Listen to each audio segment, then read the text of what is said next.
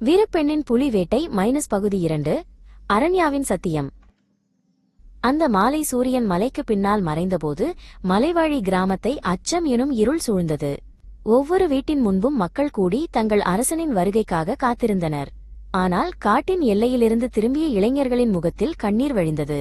அவர்கள் கொண்டு வந்தது அரசனின் உடைந்த ஈட்டியையும் இரத்தத்தில் தோய்ந்த அவனது துணியையும் மட்டுமே.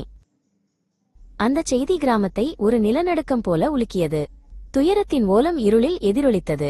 நம்மை காத்த அரசனே இல்லை, இனி நம்மை யார் காப்பாற்றுவார்கள் என்ற கேள்வி ஒவ்வொருவரின் முகத்திலும் தெரிந்தது. ஆனால் அந்த கூட்டத்தில் ஒருத்தி மட்டும் அழவில்லை, அரண்யா. தன் கண்ணீரை கட்டுப்படுத்திக் கொண்டு துக்கம் இறுகிப்போன முகத்துடன் அந்த கூட்டத்தை விட்டு விலகி உடைந்த ஈட்டியை நோக்கி நடந்தாள். அவளது சோகம் அவள் நெஞ்சுக்குள் ஒரு குளிர்பாறாங்கல்லாய் மாறி உறுதியாக இறுகியது. கேளனின் நடுங்கும் கைகளிலிருந்து அந்த உடைந்த ஆயுதத்தை அவள் வாங்கினாள். என் தந்தை உயிரோடு திரும்பவில்லை என்று அவள் தனக்குள் சொல்லிக் கொண்டாள். அந்த வார்த்தைகள் அவளது ஆன்மாவில் ஒரு சத்தியமாக ஒலித்தன. ஆனால் அவர் கனவு உயிரோடு இருக்கிறது. அந்த கனவை நான் நிறைவேற்றுவேன். அவர் இரத்தத்திற்கு பதிலாக அந்த 2 புலிகளையும் நான் சாய்ப்பேன். பின்னர் அவளது குரல் துயரத்தின் ஓலங்களை கிழித்துக்கொண்டு மின்னலென ஒலித்தது. நம்ம கிராமத்தை காப்பது என் கடமை. புலிகள் எவ்வளவு கொடியவையாக இருந்தாலும் நான் அஞ்ச மாட்டேன். அரசன் என் தந்தை என்றால் வீரம் என் இரத்தத்தில் இருக்கிறது. கிராம மக்கள் அதிர்ச்சியில் உறைந்து அவளை பார்த்தனர். பெண்ணே, இது எளிதல்ல என்று முத்து எச்சரித்தார். அரசனையே வீழ்த்திய மிருகங்கள் உன்னை விட்டுவிடுமா? ஆனால் அரண்யா லேசாக புன்னகைத்தாள். ஒரு வீரன் உயிர் கொடுத்த இடத்தில் இன்னொரு வீரன் பிறக்க வேண்டும். நான் என் தந்தையின் மகள். நான் பயமறியாமல் பிறந்தவள். அந்த இரவு தன் வீட்டின் தனிமையில் சுவரில் தொங்கிய தந்தையின் பழைய வாளையும் வில்லையும் இறக்கினாள். வாளின் கூர்மையை விரலால் தொட்டபோது அவள் உள்ளத்தில் ஒரு தீப்பொறி கிளம்பியது. என் தந்தையின் சுவாசம் இந்த ஆயுதங்களில் இருக்கிறது என்று நிழல்களிடம் மெல்ல மொழிந்தாள். அவற்றை கொன்றவர்களின் இரத்தத்தில் இவை நனையும் போதுதான் அவர் ஆவி அமைதியடையும். அவள் உறங்கவில்லை. இரவு முழுவதும் ஒரு சடங்கு போல ஆயுதங்களை பராமரித்தாள். வில்லை தூய்மைப்படுத்தி நாணின் வலிமையை சோதித்து ஒவ்வொரு அம்பின் முனையையும் கூர்மையாக்கினாள். அவளிடம் சோர்வு இல்லை, குறிக்கோள் மட்டுமே இருந்தது. சூரியன் உதிக்கும் முன் அவள் ஆற்றுக்கு சென்றாள். குளிர்ந்த நீர் அவளது துயரத்தை கழுவி உறுதியை மட்டுமே விட்டுச் சென்றது.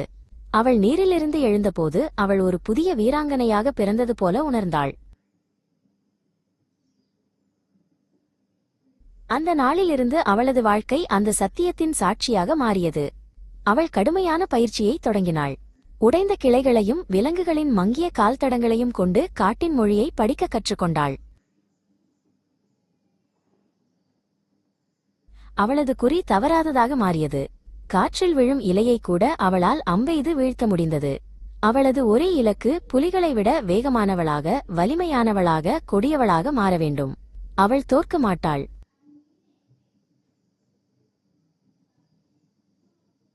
ஒரு நாள் மழைக்குப் பிறகு அவள் தனியாக காட்டுக்குள் சென்றாள். அங்கே ஈரமான களிமண்ணில் அவள் அவற்றைக் கண்டாள். ஒரு பெரிய புலியின் ஆழமான கால்தடங்கள். அவளது இதயம் வேகமாக துடித்தது. அதன் அருகில் மண்டியிட்டு விரைவில் உங்களை எதிர்கொள்வேன் என்று மெல்ல மொழிந்தாள்.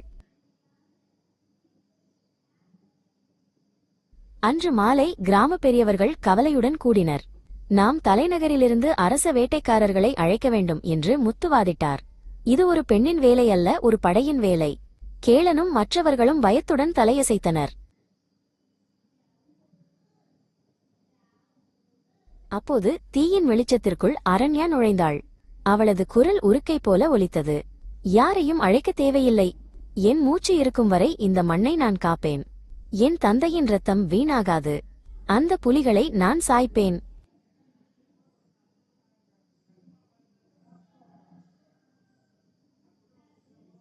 அவளது வார்த்தைகள் ஒரு சத்தியத்தின் கனத்துடன் விழுந்தன. கிராம மக்கள் அமைதியாயினர். அவளது உறுதியின் முன் அவர்களது சந்தேகங்கள் அனைத்தும் கரைந்தன. அடுத்த நாள் விடியற்காலையில் பறவைகளின் கீதம் காற்றை நிரப்ப அரண்யா காட்டின் எல்லையில் நின்றாள். என் தந்தை விழுந்த இடத்தில்தான் நான் எழுவேன் என்று சபதம் செய்தாள். அவரது மரணமே என் வீரத்துக்கான விதை.